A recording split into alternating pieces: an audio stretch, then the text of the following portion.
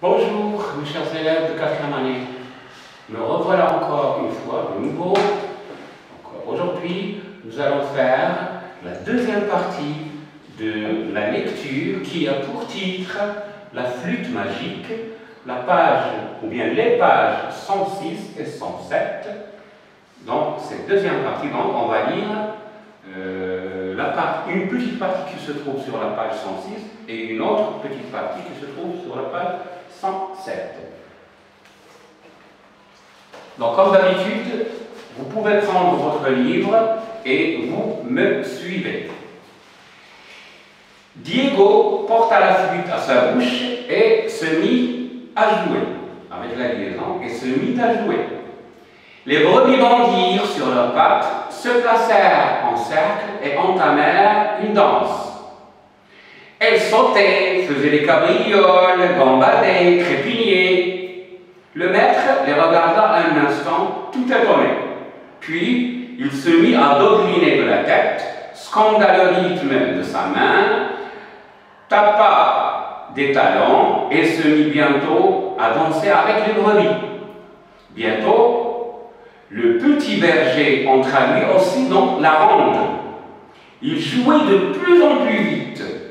Les brebis menaient une danse effrénée, mais le plus déchaîné de tous était encore le maître. Enfin, Diego, fatigué, cessa de jouer et s'allongea dans l'herbe. Les brebis se couchèrent autour de lui pour se reposer et le maître alla réfléchir ses joues enflammées dans le ruisseau. Puis il entra chez lui et conta toute l'histoire à sa femme. Donc la deuxième partie s'arrête là. Et comme on a l'habitude de faire, je vais lire et expliquer au fur et à mesure. Mais avant, il faut savoir que les personnages dans cette partie n'ont pas changé.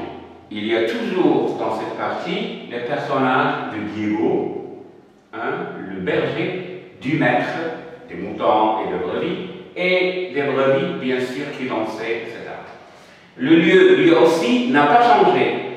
L'histoire se déroule, se passe toujours dans la prairie ou bien au pâturage. J'ai déjà expliqué le mot pâturage dans la première séance. Donc je commence à lire. Mais avant de lire cette deuxième partie, je vous rappelle la dernière exclamation du maître. Mes brebis savent donc réellement danser. Voilà donc l'exclamation.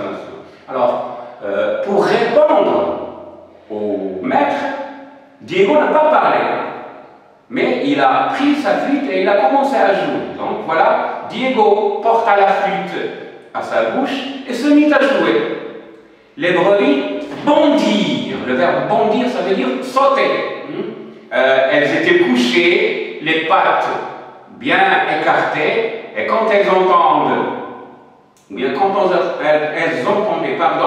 la flûte magique, elles bondirent sur leurs pattes, se placèrent en cercle, elles formaient un cercle, une ronde, si vous voulez, et entamèrent une danse. Elles commencent à danser, elles commencèrent toutes à danser. Elles sautaient, voilà donc les gestes, les verbes qui expriment le mouvement. Elles sautaient, faisaient des cabrioles.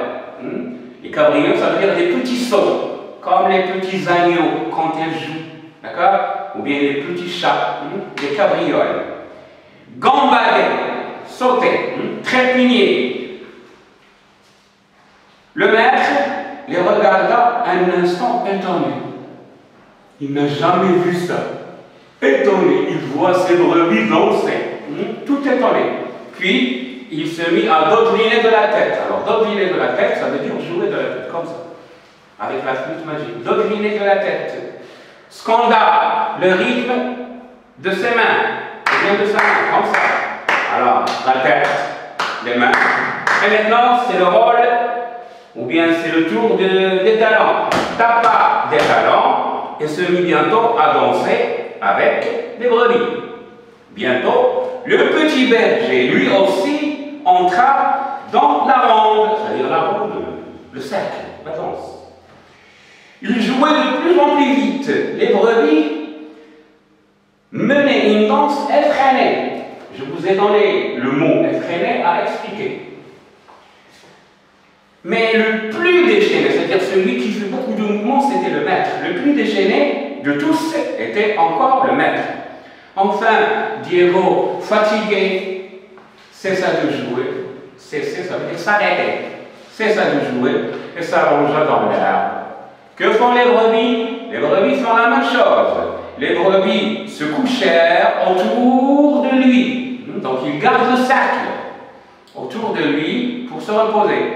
Et le maître, que va-t-il faire? Et le maître alla réfléchir ses joues, enflammées,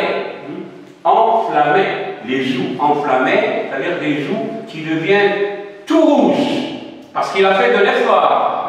Il sautait, il gambadait comme les brebis, non? Son visage devient tout rouge, et surtout ses joues. Alors, il a la couleur du feu, flamme, feu, et qu'est-ce qu'il va faire? Il va donc, pour atteindre, pour rejoindre un petit ruisseau, pour faire un peu de fraîcheur avec de l'eau du ruisseau sur ses joues. Puis, il rentra chez lui, il va à sa maison et conta toute l'histoire à sa femme. Il a raconté toute l'histoire à sa femme. Parce que sa femme, dans la dernière partie qu'on va voir, elle n'a pas encore vu les brebis danser. Elle aussi, elle ne va rien croire. Voilà donc, j'espère que vous allez lire tous les deux parties, pas tout le texte, la première partie et la deuxième partie. Et à la fin, si vous voulez, je vous donne quelques exercices comme d'habitude et on va faire une petite séance pour la correction. Ne vous inquiétez pas, mot à expliquer, cherchez le verbe, le sensible très plié et l'adjectif effréné. Faire la rubrique, je repère la composition, c'est-à-dire la formation, d'un conte merveilleux. Au revoir et merci.